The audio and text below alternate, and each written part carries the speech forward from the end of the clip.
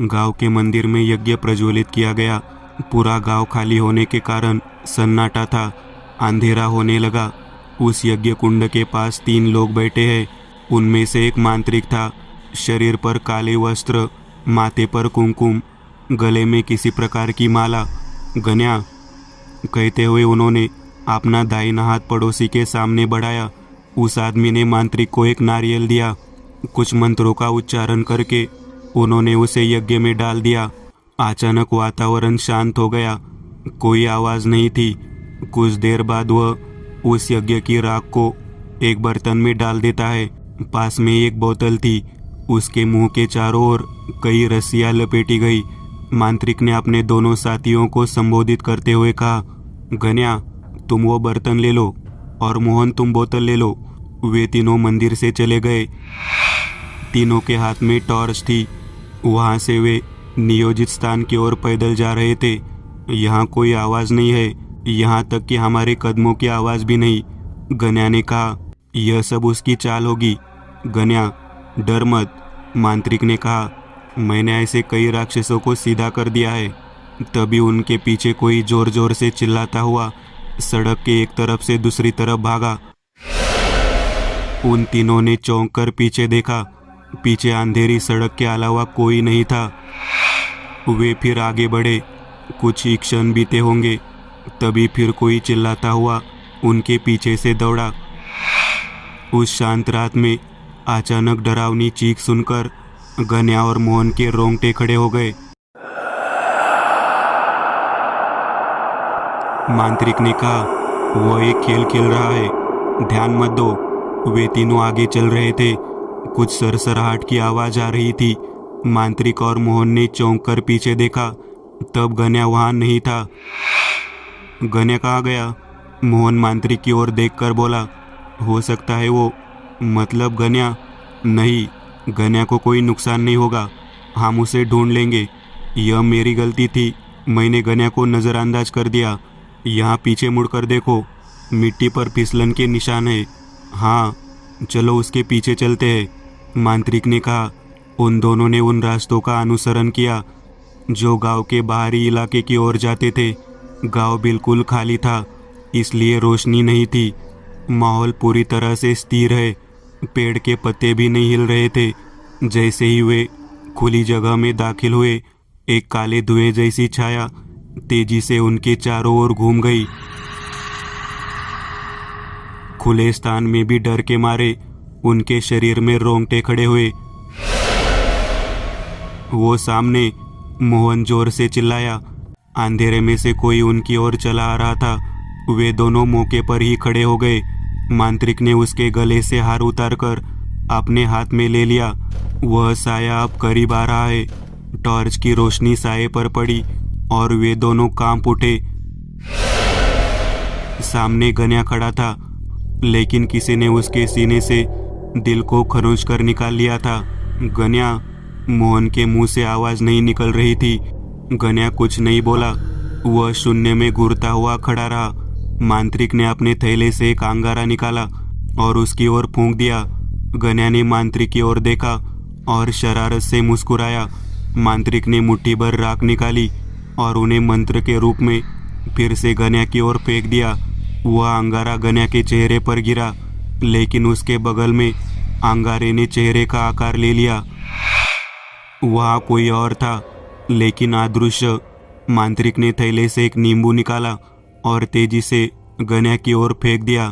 अचानक गन्या की छाती के छेद से एक काला हाथ निकला और उसने वो नींबू पकड़ लिया। यह देखकर मांत्रिक दंग रह गया। उसी समय उनके पीछे से एक आवाज़ आई। मांत्रिक ने पीछे मुड़कर देखा। वहाँ एक काली आकृति खड़ी थी। वह एक आदमी था। उसका शरीर पतला था, चेहरा दिखाई नहीं दे रहा था। हाथ में एक डंडा था। आप कौन है? मांत्रिक ने पूछा। वह आदमी बस मुस्कुरा दिया। मांत्रिक ने आगे देखा तो चौंक गया। गन्या उसके बिल्कुल करीब खड़ा था। मांत्रिक का शरीर जम गया था। उसी समय उसे पास से मोहन की चीख सुनाई दी। उसने बस वही देखा और अपनी शेष शक्ति को खो दिया। काले आदमी ने अपना हाथ मोहन की पीठ में डाला और वही हाथ उसके सीने से दिल के पास से बाहर निकल आया।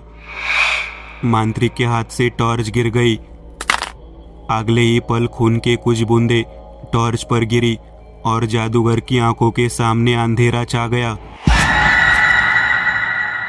एकदंत, बाहर कोई आपसे मिलने आया है। केशव एकदंत के कमरे में आकर बोला। मैं 5 मिनट में आया।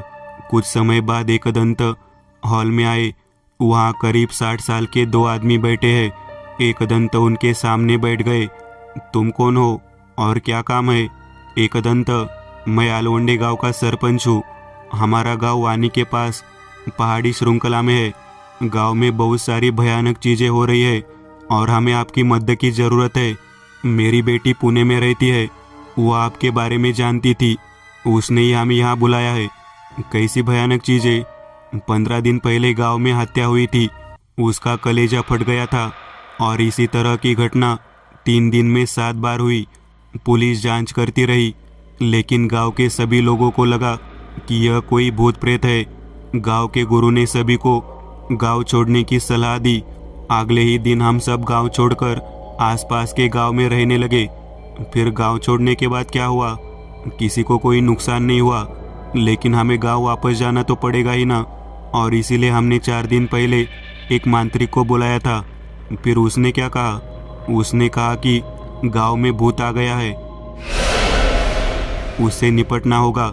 इसके लिए उसने गांव के मंदिर में यज्ञ किया। लेकिन अगले दिन उनके और उनके साथियों के हृदय विक्षिप्त शव गांव के मंदिर के सामने पड़े हुए थे। तो तुम गांव गए थे? वहाँ दिन में कुछ नहीं होता, जो होता है वो रात में होता है। अच्छा, मैं तुम्हारे साथ आऊँगा। वहाँ पहुँचकर हम तय करेंगे कि क्या करना है। एकदंत और केशव ने बैग में जरूरी सामान भर लिया। रात करीब 11 बजे वे उस घर पर पहुँचे जहाँ सरपंच रह रहा था। वो घर पड़ोस के गांव में सरपंच का एक दोस्त है, उसका है। एकदंत और सरपंच वहाँ बात कर रहे थे। एकदंत, आप यहीं रुको और अगर तुम्हें किसी चीज़ की ज़रूरत हो तो मुझे बताना। मैं तुम्हें कल सुबह गांव ले जाऊंगा। सरपंच, मुझे कुछ चीज़ों की ज़रूरत है, बस ले आओ। एकदंत ने अपनी सूची सरपंच को दे दी। उस रात एकदंत जल्द ही सो गए। सुबह तैयार होकर सब लोग सरपंच का इंतज़ार कर रहे थे। 9 बजे सरपंच आए। एकदंत, चले क्या? क्या तुम वो सामान लाए हो? हाँ, कार में है। तो फिर चलो। एकदंत, केशव और सरपंच अपनी कार में गांव के लिए निकले। जल्द ही वे गांव के मंदिर के सामने खड़े थे। क्या यह वही जगह है जहाँ मांत्रिक का शव मिला था? एकदंत ने सरपंच से पूछा। हाँ एकदंत। एकदंत ने उस सामान में से नारियल निकाल लिया। उन्होंने नारियल को जमीन पर रख दिया और मंत्र पढ़कर उस पर ऊद फेंक दिया। कुछ देर बाद नारियल अपने आप फूट गया और उसमें से काला तरल पदार्थ बाहर आ गया। यह क्या है एकदंत? केशव ने पूछा। केशव, मैं तो बस यह देख रहा था कि क्या सचमुच यहाँ कोई बुरी शक्ति है। यदि कोई बुरी शक्ति किसी स्थान में प्रवेश करती है तो वह अपना निशान पीछे छोड़ जाती है। इस नारियल ने अपने आसपास की काली ऊर्जा को अवशोषित कर लिया और यह टूट गया, जिसका निश्चित रूप से मतलब है कि बुरी ऊर्जा यहाँ आ गई है। यह काली शक्ति होगी। ऐसी लाश वहाँ पर पड़ी हुई थी। सरपंच ने कहा। उस मांत्रिक की लाश का क्या हुआ? उसे पुलिस ले गई और फिर उसे वही कहीं जला दिया, क्योंकि ये एक अनाथ था। सरपंच, ये क्या मामला होना चाहिए? क्या आपको कुछ पता है? नहीं, वह मांत्रिक कह रहा था कि यह एक आदमी की आत्मा है, लेकिन बाकी बाद में बताऊंगा। लेकिन वो कभी वापस नहीं आया, तो अब हमें शुरू से खोजना होगा। वास्तव में क्या करना है एकदंत? केशव ने पूछा। हमें यह पता लगाना होगा कि इसकी शुरुआत कैसे हुई। सरपंच, पहली हत्या कब हुई थी? एकदंत ने पूछा। देखो, 12 दिन हो गए। आपका मतलब कोजागिरी के दूसरे दिन से है? हाँ, रात को गांव में दूध पीने का कार्यक्रम था और अगले दिन तांबटाली में हारी मर गया, तो उस दिन कुछ हुआ था। और दूसरी बात यह है कि इस तरह की बातें सिर्फ इसी गांव में हो रही है। वह शक्ति गांव के बाहर क्यों नहीं जा सकती? एकदंत ने मन ही मन कहा। हर किसी का वही सवाल है, इस अर्थ में कि शक्ति गांव के बाहर नहीं जा सकती। मुझे लगता है कि यह यही की है। ठीक है, अगर वह यही से है तो किसी को चोट कैसे नहीं लगी? केशव ने पूछा। केशव, शायद वह सोई हुई थी और किसी कारण से जाग गई थी। हमने पहले भी एक बार ऐसा देखा है। ऐसा हो सकता है, लेकिन अब कैसे पता लगाया जाए? क्योंकि पिशाचवे तो काम नहीं आने वाला है ना? हाँ, क्योंकि हमारे पास आतिथ को देखने के लिए कोई ठोस वस्तु नहीं है। तो आप क्या करना है? मुझे लगता है कि मुझे आज रात इसी गांव में रुकना चाहिए। देखते हैं क्या होता है। लेकिन एकदंत, क्या तुमने देखा उस चुड़ैल का क्या हुआ? रात में गांव में रहना अपनी जान देने के समान है, सरपंच ने कहा। सरपंच, हम गांव में तैयार रहेंगे। हम जानते हैं कि क्या हो सकता है। आप चलो घर चले। केशव और मैं शाम को यहाँ वापस आते हैं। वे तीनों घर वापस आ गए। कुछ देर आराम करने के बाद, दोपहर के भोजन के बाद, एकदंत उनके लिए तैयारी कर रहे थे। उन्होंने सारी चीज़ें दोबारा चेक की। रात को जागरण होने के कारण वो दोपहर को सो गए थे। 7 बजे थोड़ा खाना खाकर वह और केशव उस गांव के मंदिर पर पहुंचे। अंधेरा था। जनाई देवी का मंदिर था। एकदंत मंदिर की सीढ़ियों पर बैठे थे। केशव अंदर बैठा था।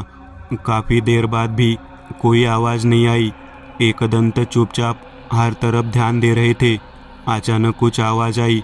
उन्हें समझ नहीं आया कि यह कैसी आवाज है। एकदंत और केशव दोनों मंदिर से बाहर आए। एकदंत ने हाथ में करे की अभिमंत्रित जल की बोतल पकड़ रखी थी। दूसरे हाथ में टॉर्च थी। केशव भी हाथ में टॉर्च लिए खड़ा था। माहौल जम गया था। अचानक किसी आवाज से सन्नाटा टूट गया। केशव, मंदिर की तरफ से कुछ नहीं आएगा। तुम बाईं ओर देखो, मैं दाईं ओर देखता हूँ, एकदंत ने कहा। मंदिर के बगल का पेड़ कांप उठा। उसकी आवाज एकदंत के कानों में पड़ी। उधर से ही आवाज आ रही थी। एकदंत उस ओर चले। उसके पीछे केशव भी चला। वह पेड़ मंदिर के बहुत करीब था। एकदंत ने बड़ी टॉर्च जलाकर उस पेड़ को ध्यान से देखा। जबकि बाकी सभी पेड़ शांत थे, वह एक पेड़ लहरा रहा था। वे दोनों थोड़ा आगे बढ़े। जैसे ही ट्रंक के पास पहुंचने वाले थे, लड़खड़ाते हुए वापस लौट आए। उस पेड़ पर एक मांत्रिक की लाश लटकी हुई थी। उसके गले में मालाएं एक शाखा से चिपकी हुई है और उसका शरीर उससे लटक रहा है। उसकी छाती में एक छेद था। उसमें से काला तरल पदार्थ रिस रहा था। एकदंत, ये... केशव के मुंह से आवाज नहीं निकली। यह एक मांत्रिक है, एकदंत कह रहे थे। उसने अपनी आंखें खोली और वह शरारत से मुस्कुराया। वह कुछ करने जा रहे थे। मांत्रिक ने उन्हें लात मार दी। एकदंत उड़कर वापस गिर गए। उनके साथ केशव भी गिर गया। वह फिर से मंदिर की सीढ़ियों का सहारा लेकर खड़े हो गए। एकदंत ने पेड़ की ओर देखा तो उन्हें वहां एक और आकृति दिखाई दी। एकदंत थोड़ा आगे बढ़े और टॉर्च को आकृति पर केंद्रित किया। यह वही दुबली पतली पुरुष आकृति थी। एकदंत ने एक नारियल लिया और उसी नारियल को मंत्र पढ़कर पेड़ पर फेंक दिया। अगले ही पल वो आकृति गायब हो गई। लेकिन उसी वक्त उनके पैरों तले जमीन खिसक गई। इससे पहले कि कुछ जाने, 2 पतले हाथ, काले हाथ जमीन से निकले और एकदंत का पैर पकड़ लिया। उस झटके से वे गिर पड़े। उनके कंधे पर चोट लगी थी। उन्होंने इधर उधर देखा तो वहां कुछ भी नहीं था। उन्होंने थैले से हल्दी निकाली और कुछ मंत्र पढ़ते हुए उनके चारों ओर एक घेरा बना दिया। फिर उन्होंने एक पेपर बैग निकाला। उसमें समुद्री शैवाल थे। उन्होंने उन शैवाल को चारों तरफ फेंक दिया। जमीन पर गिरते ही उसमें से कुछ धुआं निकलने लगा। धीरे धीरे धुआं चारों ओर फैल गया और धुएं में कुछ आकृतियां दिखाई देने लगी। उनके चारों ओर लगभग 10 मानव आकृतियां थी जिनकी छाती में छेद थे। केशव, वह हमारे बगल में था लेकिन हम उसे देख नहीं सके। इसी बीच उन सब के बीच एक दुबले पतले शरीर वाला आदमी दिखाई देने लगा। बस उसके सीने में छेद नहीं था। एकदंत ने अपने हाथ में एक नींबू लिया। उस पर कुछ मंत्र पढ़े और उसी नींबू को उस आदमी की ओर फेंक दिया। जैसे ही वो आदमी पास आया, नींबू राख में बदल गया और अचानक आकृतियाँ गायब हो गई। वह धुआं जो शेवाल द्वारा बन गया था वह गायब हो गया। तभी अचानक हवा का एक तेज झोंका एकदंत की ओर आया। उन्हें पता ही नहीं चला कि जमीन पर बना अखाड़ा उड़ गया और अचानक वे सभी आकृतियाँ फिर से उनके सामने आ गई, लेकिन इस बार वे बहुत करीब थे। यह महसूस करने में थोड़ा समय लगा कि अखाड़ा जा चुका है, लेकिन अब सन्नाटा आसन्न था। उसी समय एकदंत ने तुरंत अपनी जेब से करे पानी की एक बोतल निकाली और पानी को सभी दिशाओं में फेंक दिया। गर्म तवे पर पानी गिरने जैसी आवाज आ रही थी। वे आकृतियाँ हवा में लुप्त हो गई, लेकिन उसी समय उनके हाथ पर कहीं से झटका लगा और उनके हाथ में रखी करे पानी की बोतल उड़कर एक पत्थर पर गिरकर टूट गई। एकदंत ने दूसरी तरफ देखा, वहाँ कुछ भी नहीं था। केशव, तुरंत मंदिर जाओ, एकदंत चिल्लाए। एकदंत के कहे अनुसार केशव मंदिर गए। अचानक एकदंत को पीछे से झटका लगा और वह गिर गए। गिरते ही उन्होंने पीछे मुड़कर देखा। पीछे वही दुबला पतला आदमी खड़ा था। अगले ही पल उन्हें अपनी छाती पर एक भार महसूस हुआ। बहुत बुरी बदबू आ रही थी। धीरे धीरे उन्हें उस आदमी की आकृति नजर आने लगी। वह उनकी छाती पर बैठा हुआ था। जैसे ही वो एकदंत की छाती में अपना हाथ डालने ही वाला था, उसे एक झटका लगा और वो बेहोश हो गया। एकदंत के गले में रुद्राक्ष का लॉकेट चमकने लगा। इसका फायदा उठाकर उन्होंने अपनी जेब में हाथ डाला और ऊद निकालकर ललिता कवच मंत्र का जाप किया और उन्होंने उस आदमी के चेहरे पर ऊद फेंक दिया। वह ऐसे गायब हो गया जैसे बिजली गिर गई हो। तुरंत एकदंत उठ खड़े हुए। उन्होंने पेडेंट को अपने गले से उतारकर हाथ में पकड़ लिया। उसका हिस्सा उस पेडेंट पर आ गया था। उन्होंने बैग से एक नींबू निकाला और उसे पेडेंट पर रगड़ा, कुछ मंत्र पढ़े और नींबू को अपने सामने सड़क पर फेंक दिया। आओ केशव, अब वही नींबू रास्ता दिखाएगा। सारा सामान अपने साथ लेकर दोनों नींबू के पीछे चल दिए। नींबू दौड़ता हुआ आगे बढ़ रहा था। अचानक एक पुराने लेकिन मजबूत महल के सामने आकर नींबू रुक गया। एकदंत और केशव उस महल को देखते रहे। महल की प्राचीर पर एक द्वार था और उसके अंदर मुख्य भवन था। प्राचीर का द्वार खुला हुआ था। एकदंत दरवाजे के पास गए। उन्होंने अंदर झांका। चारों ओर अंधेरा था। उन्होंने महल के दरवाजे में पैर रखा और जल्दी से पीछे हट गए। क्या हुआ एकदंत? अंदर नहीं जाना? आज नहीं, हमें यही वापस आना है, लेकिन आज पीछे हटना ही बेहतर है। लेकिन हमें तुरंत पीछे क्यों हटना चाहिए? आपने उस शैतान को उस मंदिर के सामने रोका था, है ना? हाँ, लेकिन यह स्थान इसका स्रोत है। यहाँ क्या है यह जाने बिना इससे निपटना कठिन है। तो हम कल सुबह आकर देखेंगे।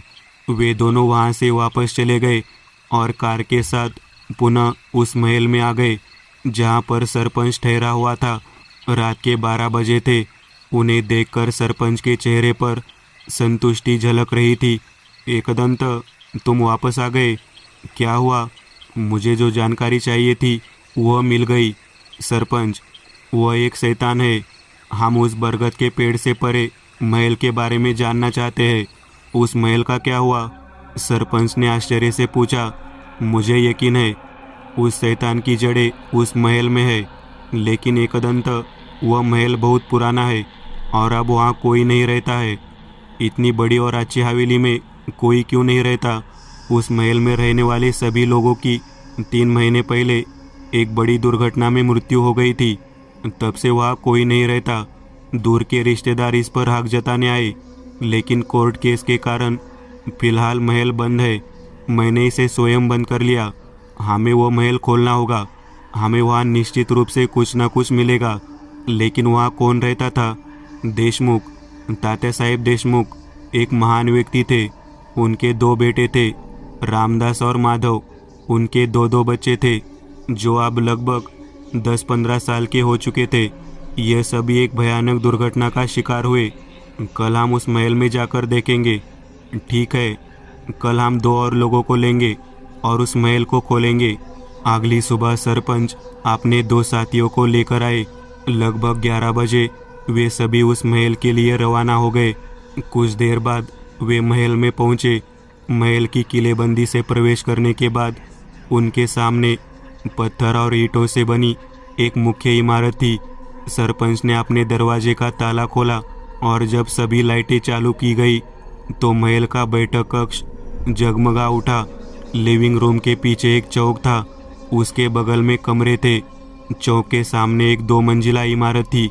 सबसे पहले उन्होंने पूरे महल का चक्कर लगाया, लेकिन और कुछ नजर नहीं आया। एकदंत, यहाँ कुछ भी आपत्तिजनक नहीं है, केशव ने कहा।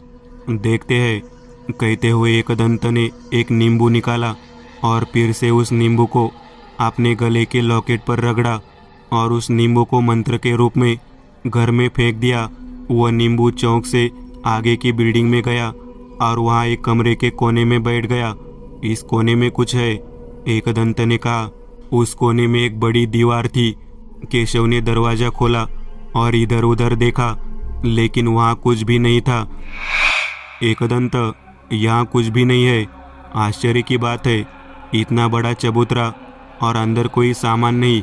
एकदंत खुद चबूतरे का निरीक्षण कर रहे थे। अपने अनुभव के आधार पर उन्होंने चबूतरे के किनारे लगी लकड़ी को खटखटाया। उस लकड़ी के पार का क्षेत्र खोखला महसूस हुआ। जब उन्होंने चारों कोनों को देखा तो उन्हें लकड़ी को अंदर धकेलने की जगह मिल गई। उन्होंने थोड़ा बल लगाकर लकड़ी को अंदर धकेला और फिर उन्हें नीचे जाने के लिए सीढ़ियाँ दिखाई दी। एकदंत ने कहा, यहाँ नीचे ज़्यादातर तहखाना है। वे सभी टॉर्च लेकर धीरे धीरे नीचे आए। सीढ़ियों के अंत में दाहिनी ओर एक पत्थर का मेहराब था और एक छोटा तहखाना था। वहाँ से बहुत बुरी बदबू आ रही थी। एकदंत ने टॉर्च की रोशनी में पूरे तहखाने का निरीक्षण किया।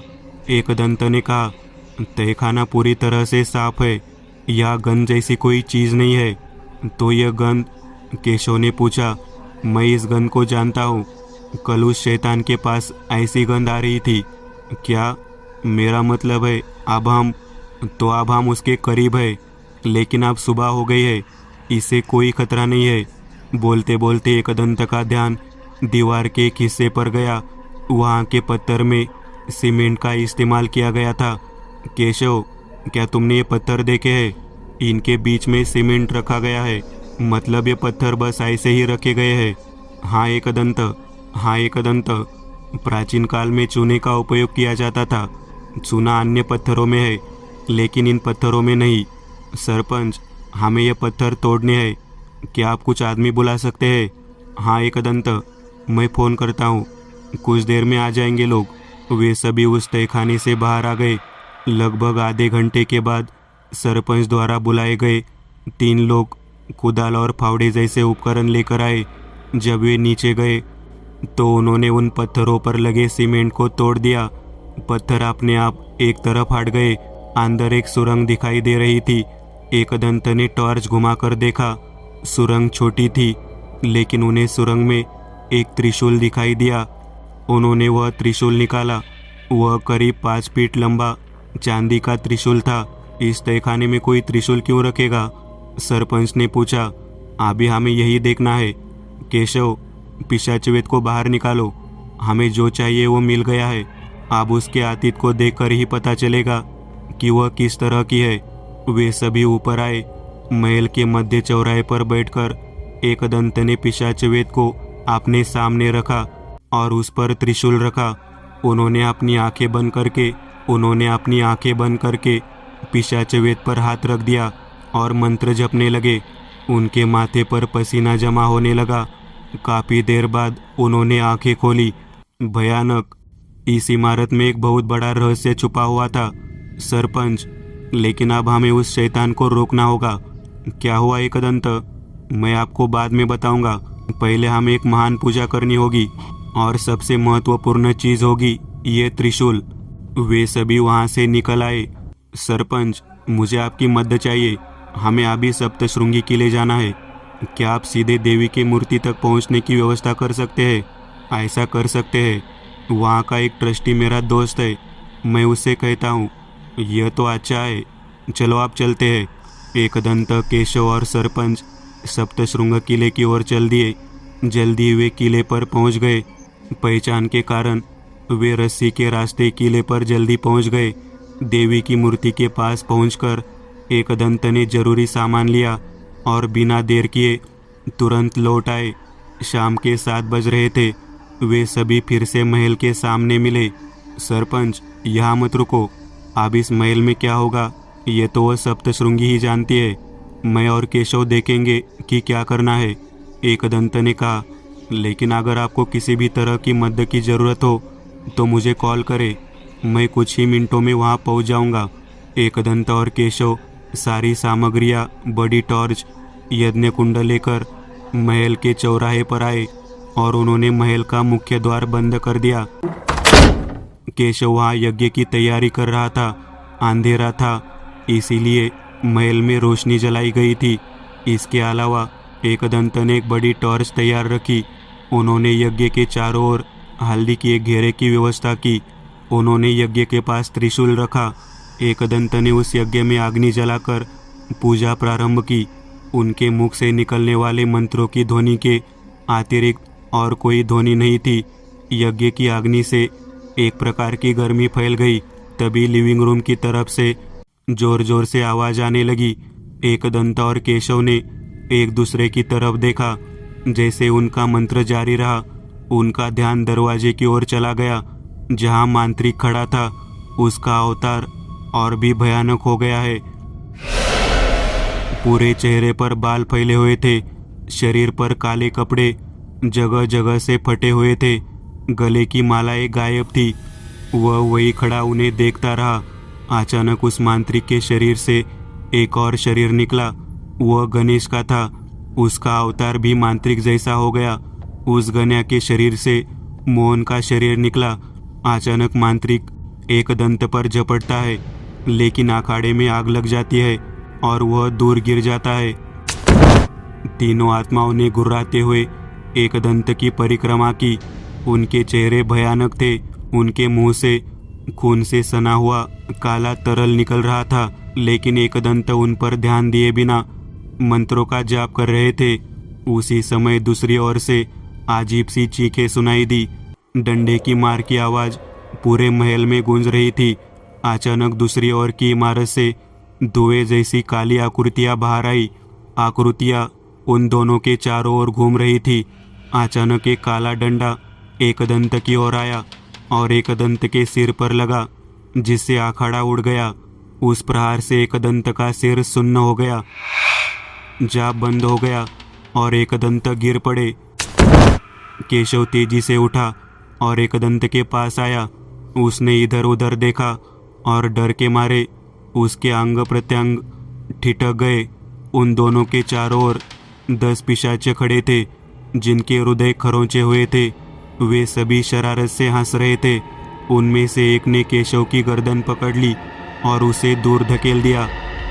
केशव एक दीवार से टकराया और बेहोश हो गया।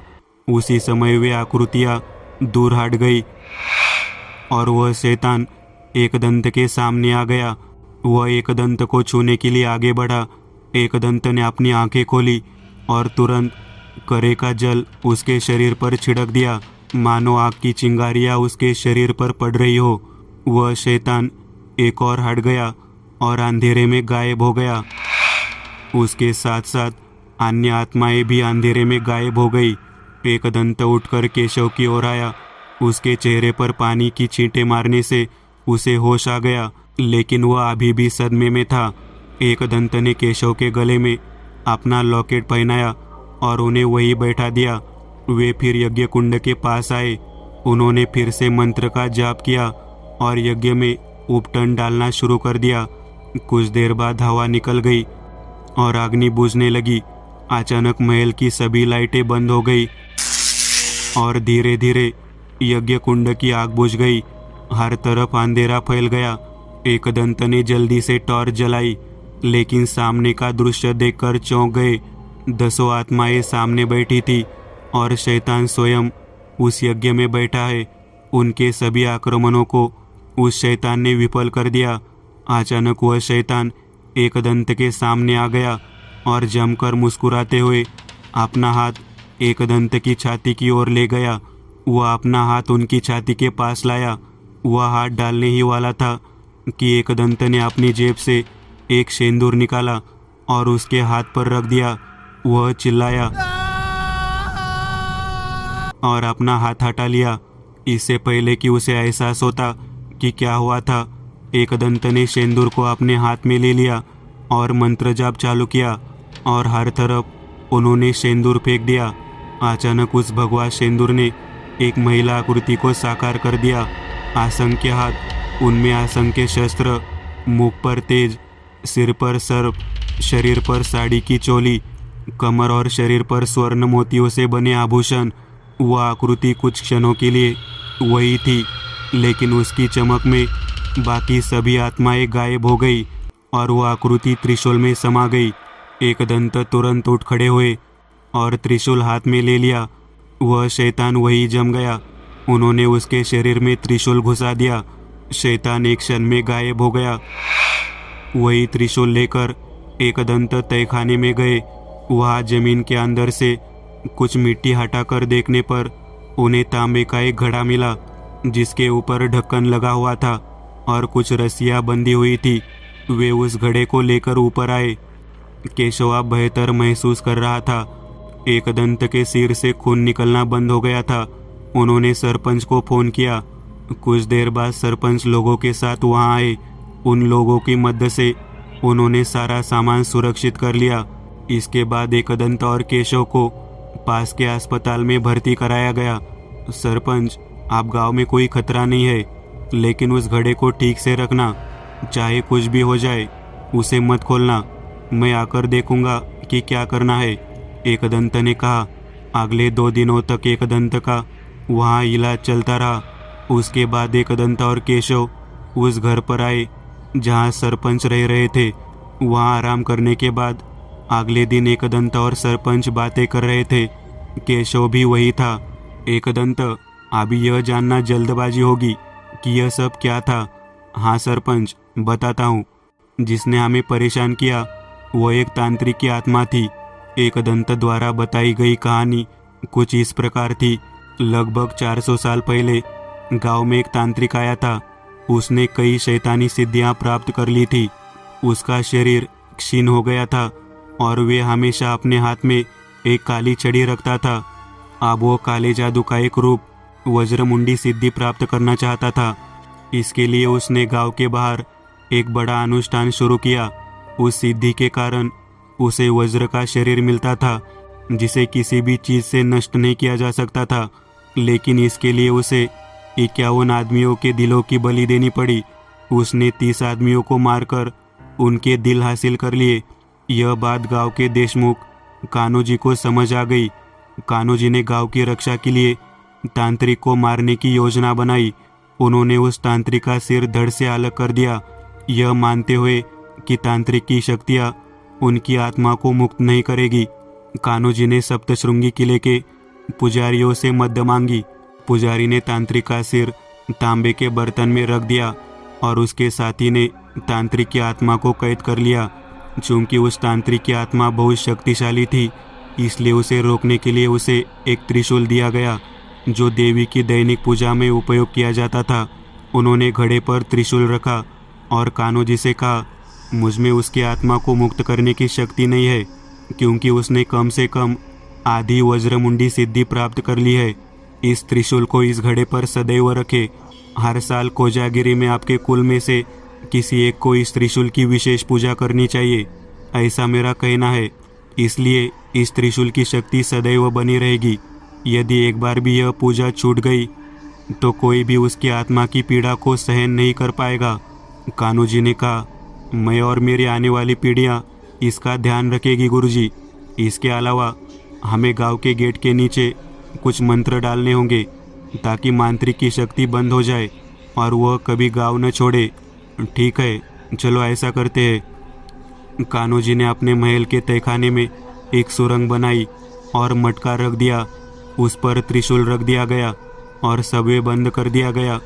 फिर अभिमंत्रित वस्तुओं को गांव के द्वार पर दफना दिया गया। गांव में किसी और को इसकी भनक तक नहीं लगी कि क्या हुआ था। कान्होजी ने गांव पर आए संकट को टाल दिया था। तब से हर साल कान्होजी और उनके वंशज कोजागिरी में त्रिशूल की पूजा करते थे। पूजा के बाद पत्थर बनाकर सुरंग को बंद कर देते थे। इतना कहकर एकदंत रुक गए। तो इस साल कोजागिरी की पूजा नहीं हुई तो उस तांत्रिक की आत्मा मुक्त हो गई। सरपंच ने पूछा। हाँ, चूंकि देशमुख की पूरी जाति नष्ट हो गई थी, उस त्रिशूल के बारे में किसी को पता नहीं था और इसलिए इस वर्ष पूजा से कोई संबंध नहीं था। उस आत्मा को मुक्त कर दिया गया, लेकिन फिर उसने जिन लोगों को मार डाला उनकी आत्माओं को गुलाम बना लिया। लेकिन चूंकि वहाँ उसके पास त्रिशूल था इसलिए उसकी शक्ति सीमित थी, इसलिए वह सूर्यास्त के बाद ही बाहर निकलता था। लेकिन फिर आपने क्या किया एकदंत? पिशाचवेद के कारण मैंने देखा था कि क्या हुआ था और इस मामले में पहले की तरह सप्तशृंगी की मध्य की आवश्यकता थी। इसलिए मैं मंदिर गया और देवी की पूजा से शेंदूर ले आया। लेकिन आगे क्या हुआ? चूंकि मेरी कुंडलिनी जागृत है, मुझे पता है कि देवता को उनके विशिष्ट मंत्रों के साथ कैसे बुलाना है। इसलिए मैंने सप्तशृंगी का आह्वान किया। सप्तशृंगी एक अत्यंत शक्तिशाली देवता एक क्षण के लिए प्रकट हुई और अन्य सभी आत्माओं को नष्ट कर दिया। उसने खुद को उस त्रिशूल में समाहित कर लिया और उस त्रिशूल से मैंने उस तांत्रिक पर प्रहार किया और इस तरह उसकी आत्मा को मुक्त कर दिया। और उस द्वार में दबी हुई वस्तुओं के कारण उसकी आत्मा गांव से बाहर नहीं निकल सकी, है ना? हाँ, उस पुजारी की दूरदर्शिता ने कई लोगों की जान बचाई है। लेकिन फिर उस बॉक्स में तांत्रिक के सिर का क्या? मैं उस तांबे के बर्तन को ले जाऊंगा और उसे अपने तहखाने में रखूंगा। वहाँ कोई और प्रवेश नहीं कर सकता। भले ही वो तांत्रिक मुक्त हो, लेकिन कोई रिस्क न ले, इसीलिए एहतियात बरत रहा हूँ। अब हम गाँव जाने के लिए स्वतंत्र है। तुमने बहुत मदद की एकदंत। मैं सोच भी नहीं सकता कि अन्यथा क्या होता। सरपंच, यही तो मेरा काम है। आप गांव का ख्याल रखना। मैं वो घड़ा लेकर वापस चला जाऊंगा। एकदंत अपनी वापसी यात्रा पर निकलता है, लेकिन हमारे साथ उनकी यात्रा अभी भी अज्ञात की ओर जारी है। दोस्तों, आज के लिए बस इतना ही। अगर आपको यह कहानी अच्छी लगी हो तो लाइक कीजिएगा। आप में से कई लोग बिना लाइक किए भाग जाते हैं। अगर आपने वीडियो को लाइक किया तो मुझे अच्छा लगेगा और ऐसी ही डरावनी कहानियाँ बनाने के लिए मुझे एनर्जी मिलेगी। तो लाइक ज़रूर करिएगा और अभी तक आपने चैनल को सब्सक्राइब नहीं किया तो तुरंत सब्सक्राइब करिएगा और बगल वाली घंटी को दबाना ना भूलिएगा।